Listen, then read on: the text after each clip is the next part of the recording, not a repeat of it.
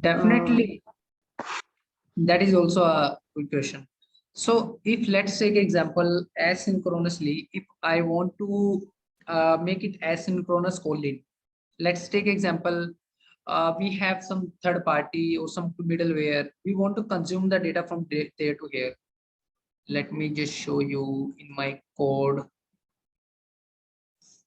I have a class created. So that is my queue class. Yep. So this is my queueable class. So where you need to get the data from third party to Salesforce.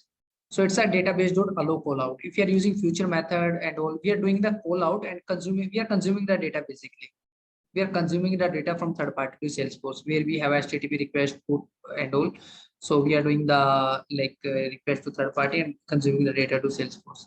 Asynchronously, we can do these things, but basically whenever you do the calling process, so this is only the process like where we can follow. It's I will say 100% everyone is using this one only. But if definitely call out process will come occur whenever we are doing the asynchronous things will come under whenever we are doing the call out. In call out, we have multiple asynchronous way. Yes, batch and future Yep. queuable. Yeah, batch, future, queuable class, continuation, and all. Okay, so we have multiple things. So I hope everyone is clear about this. Like, do you have any doubt? Because these things are going to trouble you guys, not me. Honestly speaking, because tomorrow if something will happen, so today we all are free. I'm totally free. If you want to spend more time, I'm totally ready. But yes, if you have doubt, so definitely it is going to be a problem for you, not for me, right? Because tomorrow you are going to stuck with the work, not me. So definitely, if you have any question and any doubt, please feel free to ask me. Then might be if I'm not able to answer, then I'll give you some alternative. If that kind of depth you will ask. Okay, so I understood that there is no question. Let's move forward. So Yamini, you understood, right? Pardon me? You understood, Yamini, right? Yes, I understood. See, I have one question. In OAuth, right? We are using connected apps and we are defining everything in OAuth and we're giving those credentials in header, right? In the header. Okay. So if I don't want to use OAuth, I just want to use username and password. I want to bypass that. You want to make a public API, not authenticate. You don't want to create any connected app. You don't want to create anything. You directly want to make it public only. If anyone will hit, data will directly come to Salesforce, right? So username and password, where will we give? We'll give in the header? Yeah, definitely in header we are going to give. So okay. So we have a Postman tool. So this is very important that might be we didn't discuss about this. So this is a Postman tool which we are going to do the testing with Salesforce. So you can consider this Postman tool is a third party, and this is my Salesforce. If you want to play, you want to you want to understand the things for data is coming to Salesforce or not, because before doing the integration, every time you cannot ask third party to okay create a records, I will check, create a record, I will check, right? So they will give you a JSON format. Just first, just create a create a authentication things and all. So after that, these all information I have provided here. So to create an access token. So after that, whenever you will click on the send button, then there will be a access token will be generated. So this is the access token. This has been generated. Okay, after generation of this access token, then you will go to your apex-body. So as I mentioned already, given this URL, like this is a Salesforce URL. So this is another Salesforce URL. Again, services apex rest and create data. So this is subject data in my end, apex class name like keyword. So here we have a create data. So they will hit, and in the body you will pass any of the JSON format, whatever they have provided, and finally click on the send button. The data will be generated to Salesforce automatically. Okay, so this is our Postman tool. It's very important. So I will request to everyone understand about this Postman tool. So what all things we need to do, because as I mentioned, so I have complete special video on the Postman. So that's why quite simple one. It's a 5 minutes work only you need to spend. Okay, within 5 minutes you can learn the Salesforce Postman also. So yeah, these are the things regarding this call-in process. Shall we move to call out, or you guys have any question? If I forgot something. Okay. Hmm?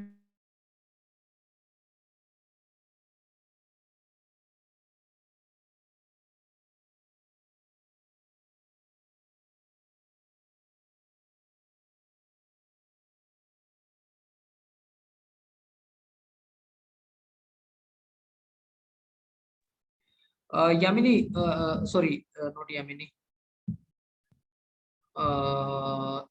Parvinder, what is call-in process, bro? Can you please tell me what is call-in? Difference between call-in and call-out. या सो Amarjeet, call in means के जब भी data आपके यहाँ org में आता है, ठीक है, जो आपकी टेक्नोलॉजी में आता है, जैसे आप सेल्सफोर्स यूज कर रहे हो, तो अगर डाटा उसमें आ रहा है तो दैट इज कॉल इन, और अगर आपकी सेल्सफोर्स से किसी थर्ड पार्टी को डाटा जा रहा है तो that is call out, that is call out. Awesome. Great. Yeah. 1 second.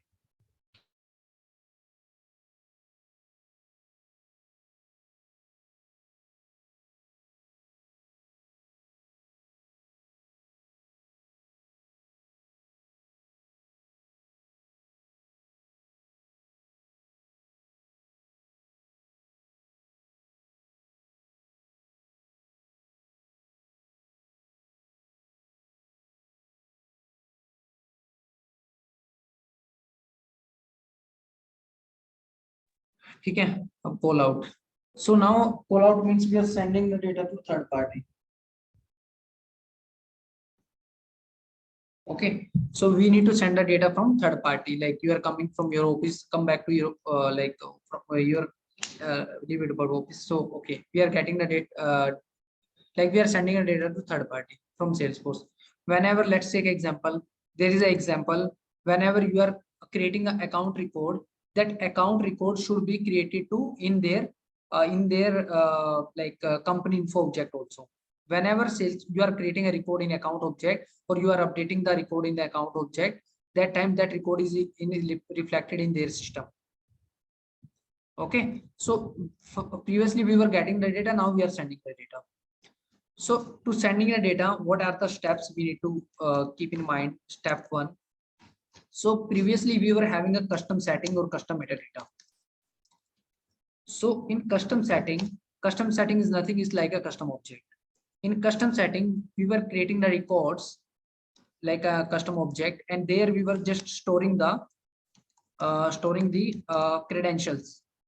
As we given the credential to them, like whenever we were doing the call in, we have given the credential to third party. I think, yeah, these I have mentioned step 5. We have to give ID password also. Your ID and password, like your integration user ID password, which you have created, this one. Okay, so this one in calling. So now you are sending the ID password and point URL to them. Now it's their time to send the data, because previously we were getting the data, now they are getting the data. Okay, so if they are getting the data, we are sending the data, definitely where I need to send the data. Previously we told them, okay, this is only the location, please send the data in this location. Means in this location means in this Apex class. In this Apex class, operation will occur and DML will happen. Previously we told them to hit this URL. Now it's time, it's their time to send us the URL. Whenever we will create a record in Salesforce, on which object, on which location we wanna create the records. Location, we need exact location, which is the exact location, right? So now they will give a credential, and they will give endpoint URL. It's a proper destination point. It's a location where they want to create the records. Okay, it's the endpoint URL. So this is the first step which we need to ask them. Second step is, or else we can say first step, let's make it second. Second, and let's Amarjit, one question here. So are we not using named credentials because custom settings is something? I'll tell you that thing also. Okay. On that point, I'm going to come. Yeah. So now we have like now first step is to get the like previously we asked them the JSON format. Now it's our time to give them a JSON format. Give JSON format. Okay, give JSON format or XML format. Then accordingly they can test with Postman or any XYZ tool or whatever. Okay, they will send that. But here, like there are two things. If I'm just telling you traditional way, like whatever the old way we had, so that we were doing step 2, step 3, we were having a remote site setting. Might be everyone is aware, heard about the remote site setting, and practically they are not aware of what to do and how to do. Okay, so in a remote site setting, what we were doing in a custom setting, we have created a one custom setting object, and we have created a one record where we have stored the ID password for third party and endpoint URL.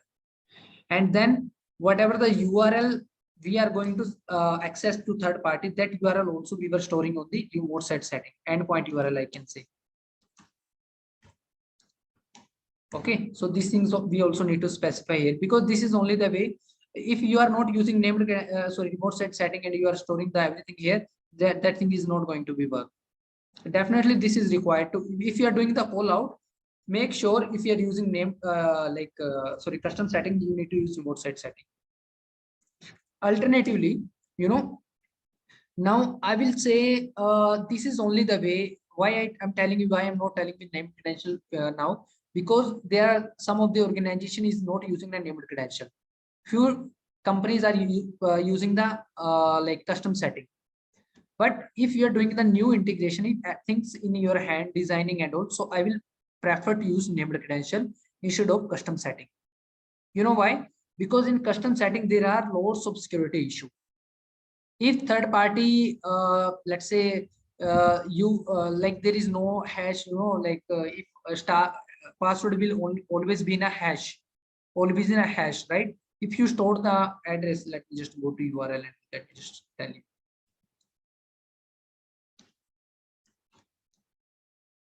We have this named credential and we have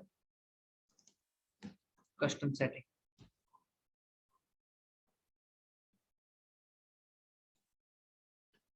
Okay, let's take example. I have created new records. Okay, I have created any new records, and this is my record, or means this is my object. How to see the record? Click on manage button. So you will be able to see this record, whatever records we have. Let's take example. I'm just creating any of the records. So this all are information, like these are the custom field which we have been created. Okay, now let's say whatever the information I need, ID, password, endpoint URL, as per your like need. Okay, so on the same way, I have given the ID, password, name, endpoint URL. I have 3 fields. Forget about all these fields. And how to create a fields and all. So you can create a fields from, yeah, you can create a fields from here. If you will create a fields, the similarly object, how you create for object, similar way you can create a fields. It's a, if it is a URL or it's a ID, password, accordingly you can do that. But issue here is, if you are going to store the password, if you are going to store the password, then always it will be in the text format. Everyone can see the password. Everyone can see if I'm saying, okay, my password is Amarjit@1234. This is my password. So definitely, if I'm storing, everyone can see. Third party, if any other person came here and they're saying, oh, this is the password here, let's give this third party to someone else. So it's a your integration and your security issue will be occurring there, right? But in terms of named credential, if you'll store there, let's say I'm saying test org.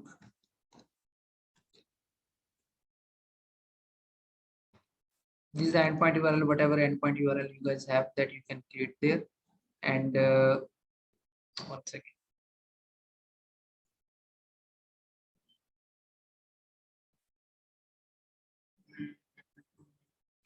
I think there is some settings which we need to enable.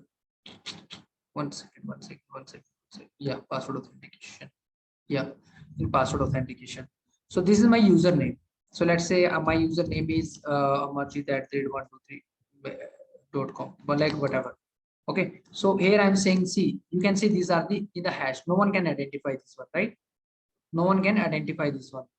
Now, if I will try to inspect this one, okay, type text. Okay, so after saving this one, as we have this one, after saving this one, we can never see the code like this one. Okay, but as of now, one second, let me just refresh this one. So this is only the benefit for the named credential main things. It's a secure way to do the integration with third party. It's a very secure way because no one can see your password, but in custom setting, everyone can read your password. And in custom setting, you need to go into way creating a remote site setting, creating a custom setting. So now we are replacing both the things with the one only. That's a named credential.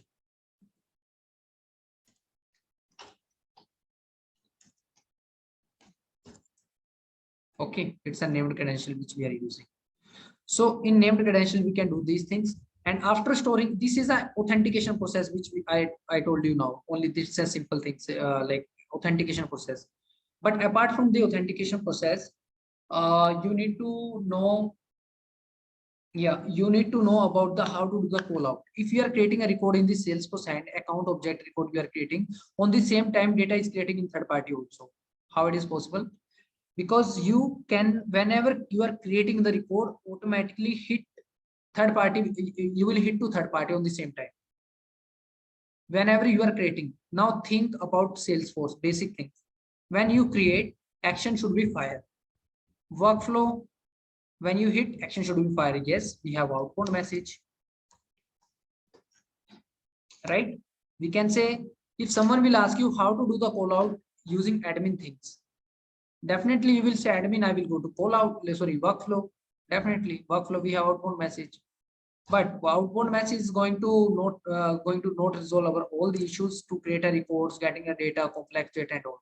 For that, we need to create a REST API. You need to write your custom API. Okay, so for that, definitely, if you are creating a records, that time on the same time action should be fired. Apex trigger is going to be work there. Apex trigger you will write. After writing that, so you will call the future method. Write call out equal to true.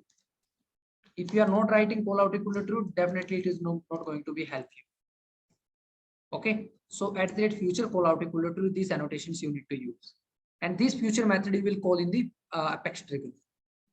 This is the first way. Or you can do in step 3, you can do batch Apex. So there is a one interface where I will say database dot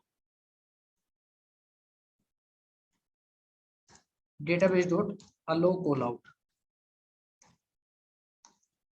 Okay, so using this one, so your class, you whatever the things, yeah, definitely you need to write HTTP request, HTTP post, and whatever the things I have mentioned. One second, so let me just show you the code. Yep. Yeah, this one. So these are HTTP request.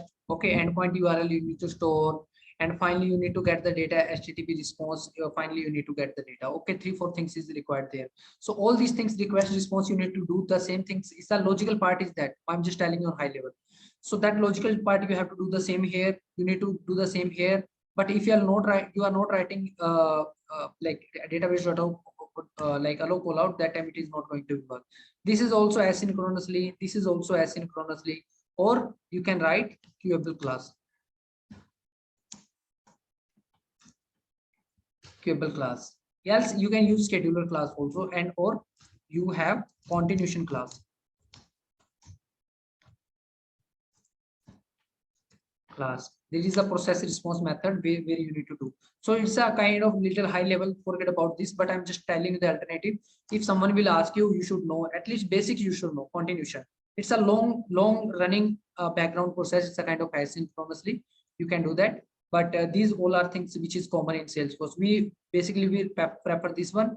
And if you have a bulk of reports, let's say 1,000 of reports you are getting, and you are thinking, okay, in every day I should get let's say third party Flipkart, they are sending the data to Salesforce. No, sorry, we are sending the data to Flipkart, and we have 5 lakh records on the in every 24 hours. 5 lakh records. It's a very high level exception example, but I'm just telling you. If you have 5 lakh records newly has been created in Salesforce, we are saying that record should be created to third party also. Definitely, I cannot do using Apex trigger. Definitely, we are not going to create some other process.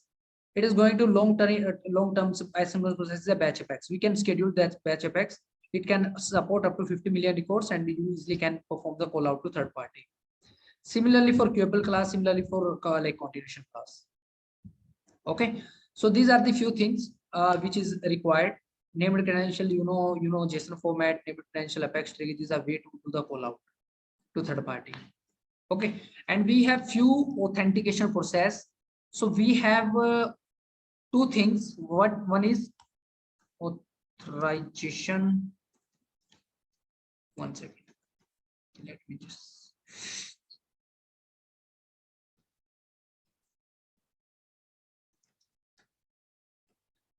Yep. We have authorization and we have authentication. We have two words. You might be confused here. What is difference between authentication and authorization? Authentication means authentication means, let's say I want to create third party with Salesforce. I'm authenticating the system. Okay, so I'm authorizing the system. Authentication means after authorization, if I want to see some access level, I'm getting some object access level, I'm getting some other access level. That's a authentication. And there are a few more things. So let's say these are the authentication, authorization. We have Auth 2, we have some authentication process. We have basic authentication.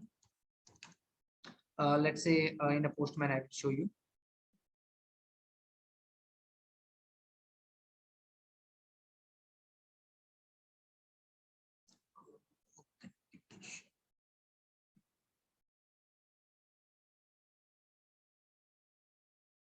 Yep.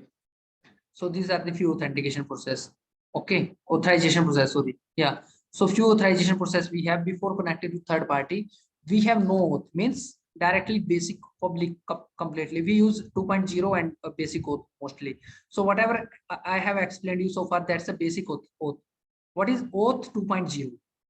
So like everyone is aware about the mobile technology and all. So if I will log into any things, it will ask login with Gmail, login with Facebook, login with this and that. That's a Auth 2. It is taking some other things reference. You don't need to keep enter all the details. You are logging with other party. That's a Auth 2. Okay, so that's a Auth 2. So these are few things which is quite necessary in Salesforce. Let me just show you the continuation class also. Continuation class Salesforce. Some make long running call out with continuation. Okay, let me just show process response method or something.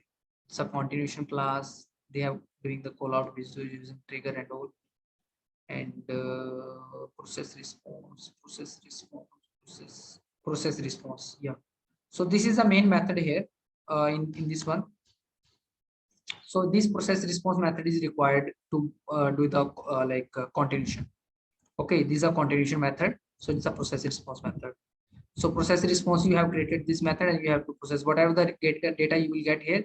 You will play with that and finally return the result. And basically you are calling this method here also. Okay, just high level you should know all these things. Okay, so this is the call out process with third party, and using call out calling like this Postman is required to do the things like Postman is required whenever you are doing calling you want to test, call out you want to test. And we have Workbench also.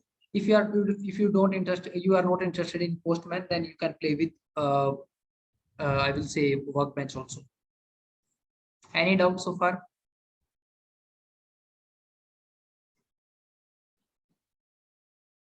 Hello.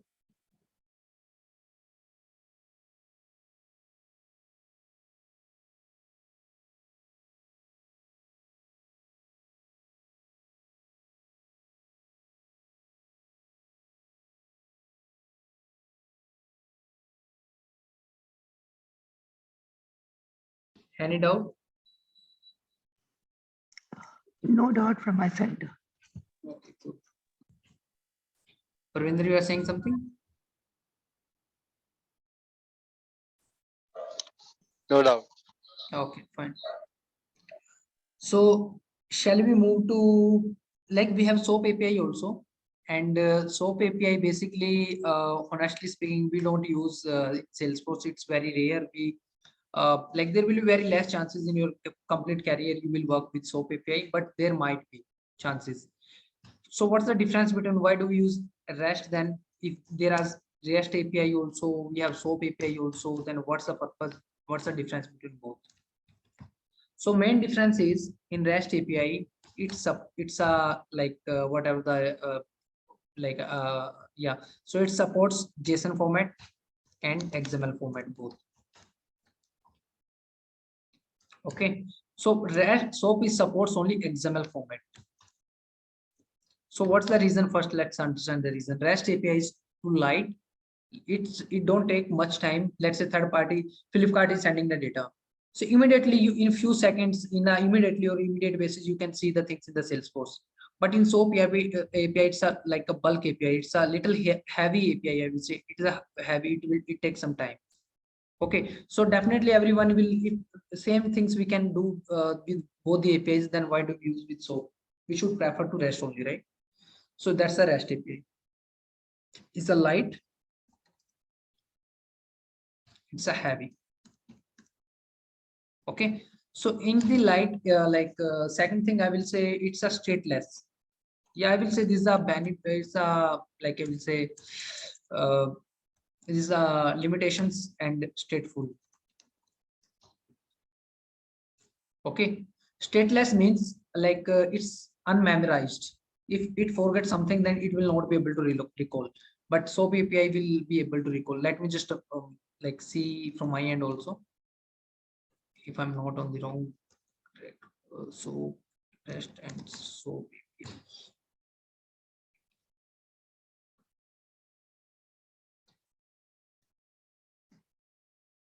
Because basically we don't use all these things, but after yeah. Stateful, did they mention any stateful things? They didn't mention anything about stateful, stateless. Okay. XML JSON format REST API, it supports XML format only. It's less bandwidth. Then so like don't take much time. It's a more bandwidth and social media application. Okay, stateful they didn't mention. Okay, fine. So these are few things which we have. Okay.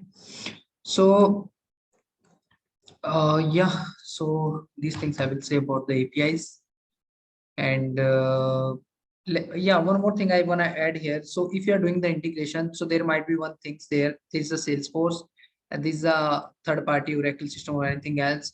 So might be they are both are not interacting directly. So you know why? So let's say in the Salesforce, I'm just telling you my current scenario, which I'm working now. So this is my Salesforce. Let's say this is my Oracle system. So Oracle is doing the call out to Salesforce. They are sending data. We have a call in and they are a call out. So if they are sending the data, 2 lakh records they are sending. Okay, 2 lakh records they are sending. Data is immediately coming to Salesforce. Salesforce is confused now what to do. XYZ exception here, otherwise it will handle. But I'm saying if it is a bulk of records, might be integration can be break. Server, sometimes we say na server down or something. So this kind of issue will happen. If more traffic will come, if we'll get more traffic, the multiple requests will come again and again, again and again, again and again. He's sending one, let's say in the Flipkart, one customer came sending the data. On the same time, another customer. On the same time, third, like you know, it's a worldwide. It's a global. So it's a multiple traffic is coming. Multiple traffic is coming. So now Salesforce is totally confused what to do with that. All these requests, right? So then we will have one middleware between that. What it will do, it can be anything. In my case, its name is Kafka. Okay, what it will do? So it does it like it collect all the data from Oracle, like third party, and keep in their memory. It will collect.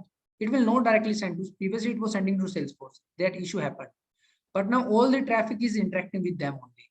It is saying, oh, I'm getting the data. I'm getting the data. One by one, it will be sending to Salesforce, one by one. Like it is one by one, it is sending the data to Salesforce. And there is no other, like I will say, conflict will come under with this one. Okay, so that's why we use middleware. So middleware can be anything. Okay, and you can play, you no need to connect directly with, you are not aware about this one, forget about this one. Data is coming definitely from here only, but you will be interacting with this third part, sorry, middleware only. You will connect with they will send a data, you will send a data, you will send a data, they will send a data, call in, call out both. This is a middleware picture. Okay, so now I will request to everyone, if you have any questions, so please let me know. Otherwise, we'll drop this class and restart this class right away, because we need to study about some Aura component thing also. If you have any questions, so please let me know. Otherwise, we are going to I'm going to exit and rejoin again, because that start will start from starting, because 7 minutes are remaining. Stateful is not clear. Stateful means we have let's say, okay, this is my Salesforce and this is my third party. Okay, so now they are sending a data to Salesforce. We are saying when you are sending the data, so we will do some processing here. When you are sending a data, we will do with this request, we will process that one, and we'll send back we will send back to you this response again. When you will send the data, we will tell you, oh, we got the data. Definitely, if you will ask someone, please give me this thing, they will say, oh yeah, I given you. Definitely you are giving a request and they are giving you response also, right? Request response. They are sending you data, it's a request. You are telling them, oh, I got the data, it's a response. Okay, so now we got multiple requests. That time, if your first request will come, let's say first request will come, okay, and it is going back to them. You didn't tell yet that we got the data, sorry, yeah, you didn't tell them we got the data. On the same time, we got one more request. Okay, so if you are in a current request is this one, not this one, this is now old request. Okay, you know this request which is latest one, you are not aware about the old request. Okay, so now it cannot recall the previous request, what request we got it does not have memory to capture whatever the previous transaction happened till now. That's a stateless, mindless. Stateless means mindless. We does not have any mind to see the things, what request came so far. Like current request, they remembered, but not previous request. So that's the stateless. Stateful means it knows about current request, previous request. If they have more than the 10,000 requests, it understand each and every request. What's the wrong, what's the right, what happens in that transaction. That's the difference between stateful and stateless. Stateful means mindful, stateless means mindless. You can understand like this. Clear? Okay. So now let's rejoin the class with the same link. We'll start the class again with our component.